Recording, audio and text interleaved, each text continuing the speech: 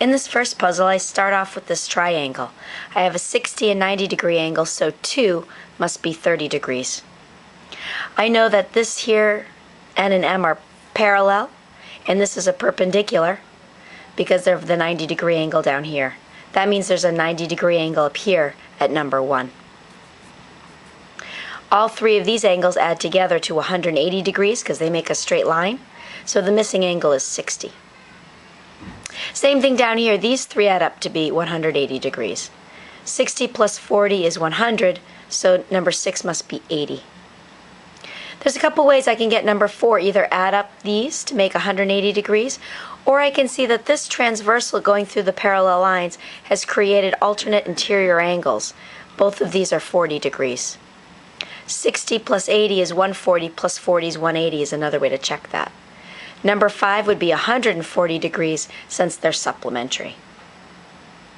Looking at the second puzzle, I start off with 145 and I write 145 across.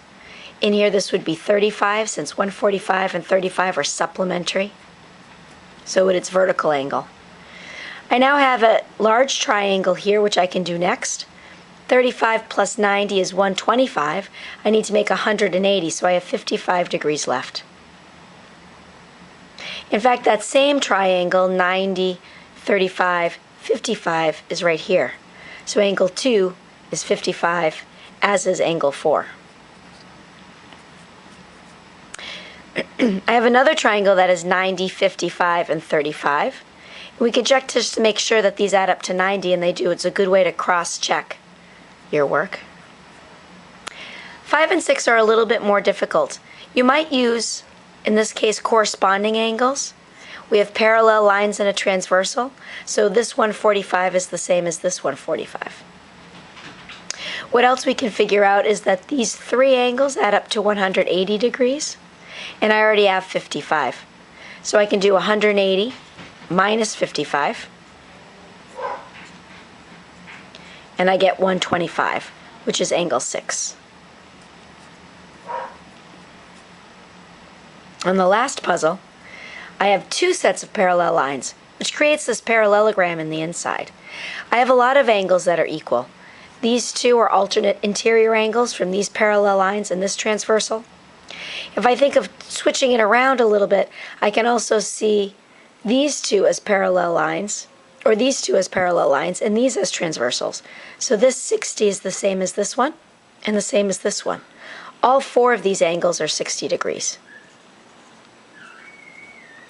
At this point, we can figure out 60 plus 45 plus this angle is going to be 180 because it makes a straight line.